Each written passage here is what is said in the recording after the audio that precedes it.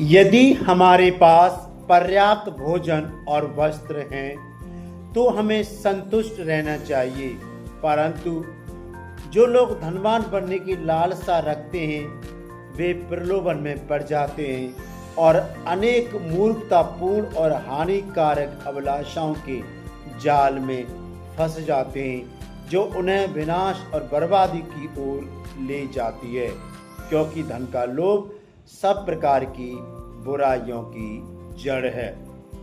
जी हाँ प्यारे दोस्तों, अभी हमने ये धर्म ग्रंथ के ये ईश्वर के वचन या यूं कहें कि ईश्वर के द्वारा कहे हुए हमारे लिए प्रेरणा स्रोत हम सब ने ये वाक्य सुने और इन वाक्य को सुनने के बाद हमें बहुत संतुष्टि भी देते हैं, क्योंकि हम सबकी सोच रहती है, संसार के अधिकतम लोगों की सोच रहती है कि हम अधिक से अधिक धन बटोरें।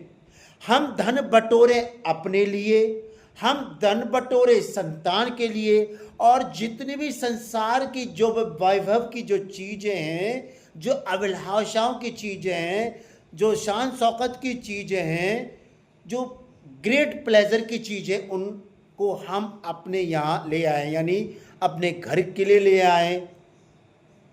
ये हमारी सोच रहती है, क्योंकि अभी हमने क्या पढ़ा कि यदि हम लोगों के पास भोजन है और वस्त्र हैं, यानी 2 टाइम का खाना मिल जाए और कपड़े जैसे भी मिल जाएं, तो हमें उन चीज़ों से संतुष्ट रहना चाहिए।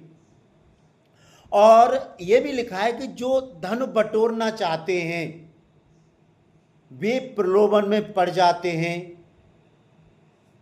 और यहाँ तक कि ऐसे भी कहा गया है कि फंदे में भी पड़ जाते हैं। कहने का मतलब यह है, हम सबकी जिज्ञासा रहती है, क्योंकि इंसान बहुत कमज़ोर प्राणी है, लेकिन इंसान कमज़ोर प्राणी होने के बाद ईश्वर ने इसलिए हम सबको आदेश दिया है कि इंसान तो कमज़ोर है, ईश्वर अपने उदाहरणों के द्वारा, अपने वचनों के द्वारा और अपने आशीर्वचनों के द्वारा हमको शक्ति ईश्वर दे और हमें शारीरिक बल दे, जिससे कि हम ईश्वर के जो शब्द हैं, ईश्वर की जो आज्ञाएं हैं, उन पर हम अक्षर से चल सके। क्योंकि हम सबकी इच्छा रहती है कि हम ज़्यादा धन बटोरें, और हमें ये भी पता है चाहे हम धन बटोरें अपने लिए, चाहे अपनी संतान के लिए, हम यहाँ से एक सुई सी चीज़ भी लेके नहीं जा सकते। और यहाँ तक कि कुछ बुद्धिमान लोग यह भी बोलते हैं, यदि इंसान मरने के बाद यहाँ से 1 ग्राम कोई चीज़ लेके जाता तो पता नहीं क्या करता। इंसान को पता है, मनुष्य को पता है कि यहाँ से कुछ लेके नहीं जाएगा, बावजूद इसके वो धन बटोरना चाहता है। धन बटोरना, देखिए धन बटोरना यानी जो हमारे दिन प्रतिदिन की जो आवश्यकता है, यदि हम उनके लिए हम धन बटोरें तो कोई दिक्कत नहीं है, क्योंकि हमको वस्त्र भी चाहिए, भोजन भी चाहिए, मकान भी चाहिए। और यहाँ तक कि जो आज का जो समय चल रहा है, जो संसार चल रहा है, आधुनिक संसार, उसमें हमारा जो शरीर है बीमारियों से घिर जाता है, और शरीर की सुरक्षा के लिए, देखभाल के लिए ईश्वर के द्वारा नियुक्त हुए वैद्यों के पास जाने के लिए हमें पैसों की भी ज़रूरत होती है। यानी पैसा या धन यहाँ तक सीमित है जहाँ तक हमारी आवश्यकताओं की पूर्ति हो जाए। यदि हम ऐसे बढ़ाते रहेंगे और धन आ जाए, देखिए आप भी जानते हैं इस बात को, हम भी जानते हैं कि अपनी आवश्यकताओं की जो पूर्ति के लिए, यानी दिन प्रतिदिन की जो आवश्यकताएं पूर्ति है, उसके लिए तो हमें धन कमाने की भी ज़रूरत है, क्योंकि हम धन नहीं कमाएंगे तो हम दिन प्रतिदिन की आवश्यकता हमारी पूरी नहीं होएंगी। क्योंकि हम सबको अपने बच्चों को पढ़ाना है, लिखाना है, यदि ब्याह शादी भी करनी है, बहुत सारी आवश्यकताएं होती हैं। लेकिन इसके अलावा जो हमारे पास पर्याप्त है, हमको पता है पर्याप्त है, इसके अलावा हम धन बटोरे हैं। इसीलिए ईश्वर की ये वचन हमको बोल रहे हैं, यदि हमारे पास भोजन है, यानी हमारा भोजन खरीदने के लिए हमें 3 टाइम का, 2 टाइम का जो खाना है, और जो वस्त्र हमारे पास में ज़रूरत के वस्त्र है, वो इतना ही काफ़ी है। हमारे पास उदाहरण के लिए कि किसी के पास पर्याप्त धन है कि यहाँ मेरा पालन होगा, मेरे बच्चों का पालन हो जाएगा, पढ़ लिख जाएंगे, ब्याह शादी हुई, इतना ही काफ़ी है। यदि इसी के अलावा हम ज़्यादा करें तो ऐसे व्यक्तियों के लिए, ऐसे मनुष्यों के लिए ये शब्द ईश्वर के जो वचन है सटीक बैठते हैं। और हम सब के लिए ईश्वर यही बताना चाहते हैं कि हम आवश्यकताओं से ज़्यादा यदि धन बटोरने की लालसा करते हैं तो पाप का कारण है। हाँ, अभी मैडम ने बताया कि हम आवश्यकताओं से अधिक धन बटोरे हैं तो वो हमारे लिए पाप का कारण बन जाता है और फंदे का कारण। उदाहरण के लिए है कि सोचो आप या मैं कहीं भी हम नौकरी कर रहे हैं, यदि नौकरी की जो हमें मिलता है, जो मेहनताना मिलता है, जो साप्ताहिक या मासिक या वार्षिक मिलता है, उसके अलावा यदि हम जो धन कमाते हैं वो हमारे लिए फंदे का कारण बनता है, पाप का कारण बनता है। उसके लिए ईश्वर हमको इंगित कर रहे हैं। आशा करता हूं कि आप ज़रूर इस बात को समझ रहे होंगे। लेकिन इंसान में होड़ लगी हुई है कि धन कमाओ, धन कमाओ, धन कमाओ, धन कमाओ। कमाओ, अच्छी बात है अपनी आवश्यकताओं के लिए, क्योंकि धन नहीं कमाएंगे तो हमारी जो दिन पर दिन की आवश्यकता हम कहाँ से उनकी पूर्ति करेंगे। लेकिन ईश्वर के जो शब्द हैं, ईश्वर के जो वचन हैं, वो हमें क्लियरली बड़े स्पष्ट रूप से बता रहे हैं कि वस्त्र और भोजन इतने भी हैं तो हमें, हमारे लिए वो ही काफ़ी हैं। कहते हैं ना, संतुष्टि सबसे बड़ा धन होता है और सबसे बड़ा गुण भी होता है इंसान के अंदर, क्योंकि ये तो इंसान की इच्छा है। आज मैं 100 रुपया कमाया, 100 रुपये में मैं घर का खर्च चला, कल मैं 500 कमाया, 500 में चला, मैं 1000 कमाया, फिर ऐसे से करके इच्छाएं बढ़ती जाती हैं। क्योंकि मेरा पड़ोसी मेरे से ज़्यादा उसके घर में जो शान शौक की चीज़, जो वैभव की चीज़ें हैं, लेकिन उससे मुझे ज़्यादा रखनी है, होड़ लग जाती है। होड़ में हम अपना मानसिक संतुलन खो बैठते। देखिए मैडम कितनी अच्छी बातें बोल रही हैं कि होड़ में हम अपना मानसिक संतुलन भी खो बैठते हैं।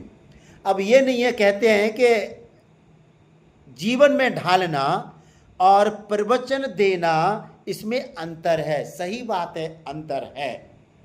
लेकिन यदि हमको या आपको यदि संतुष्ट रहना है तो जो भी हमारा जैसा भी काम है उसे संतुष्ट रहो, किसी दूसरे की होड़ मत करो। दूसरे की होड़ करो अच्छे आचरण की, अच्छे चरित्र की, अच्छी मददगार बनने की और गुड समारिटन बनने की, ये हमें होड़ करने की ज़रूरत है। और आज के समय में ये समय की मांग भी है।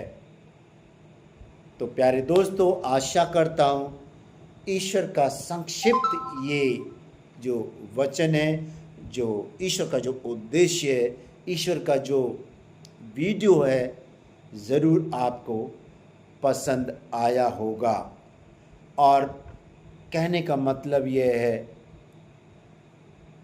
धन से न किसी का पेट भरा और न भरेगा। और इस बात को आप जानते हैं, चाहे आदमी कितना भी कमा ले, जब आपके देश में या हमारे देश में किसी भी धनाढ़ को ले लो, किसी उद्योगपति को ले लो, वो खाएगा सब्जी रोटी ही, वो पहनेगा वस्त्र ही। इतना अंतर है। हम ये 100 रुपये की टी शर्ट पहनते हैं, वो 5000 की पहनेगा। हम जो सब्जी के साथ में या चटनी के साथ में रोटी खाते हैं, वो थोड़ा उससे अच्छे से खा लेगा। यानी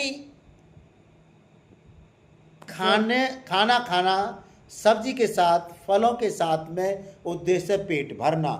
वो भी पेट भरेगा, हम भी पेट भरेंगे, हम भी वस्त्र पहनते, वो भी वस्त्र पहनेगा। लेकिन ये हमारी सोच का फर्क होता है। हमें इस चीज़ में किसी की होड़ नहीं करनी चाहिए।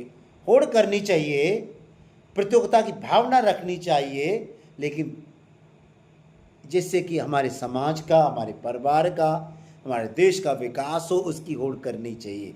हमारा देश किस प्रकार तरक्की करे, उसकी होड़ करनी चाहिए। और मैं तो ये समझ, आप इस बात को समझ रहे हैं। अभी देखिए मैडम हमसे कुछ बोलना चाह रही है। मैडम जी बताएं। धन का संचय करने वाले ये भूल जाते हैं, चिता में न जेब होती है न कब्र में तिजोरी। तो मैडम ये बता रहे हैं कि जो धन का संचय करते हैं, न तो चिता में जेब होती है और कब्र में तिजोरी। देखिए कितनी अच्छी बात मैडम ने बोली है। आपने देखा होगा, देखो एक इससे पहले मैंने वीडियो में बताया था पाप के प्रकार, समझना इस बात को।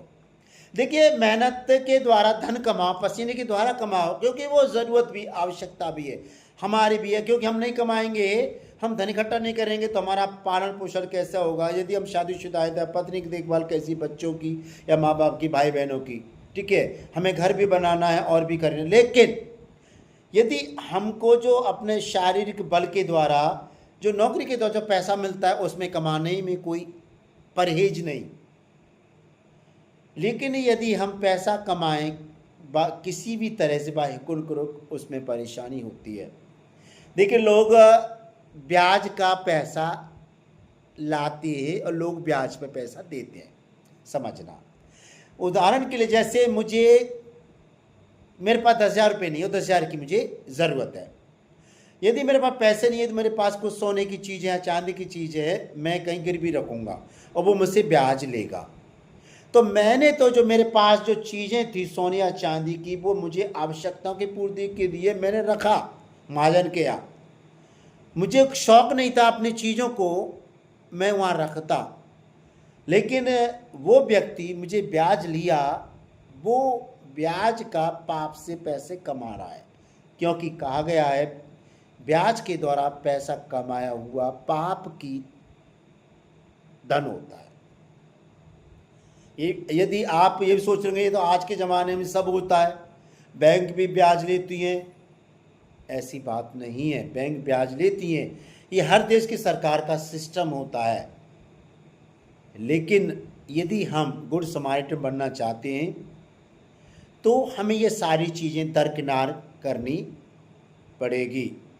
अपनी ज़रूरतों को सीमित रखना होगा, और अपनी ज़रूरतों को सीमित यानी लिमिटेड दायरे में रखना पड़ेगा। तो आशा करता हूँ ये वीडियो आपको बहुत ही पसंद आया होगा। बहुत बहुत धन्यवाद।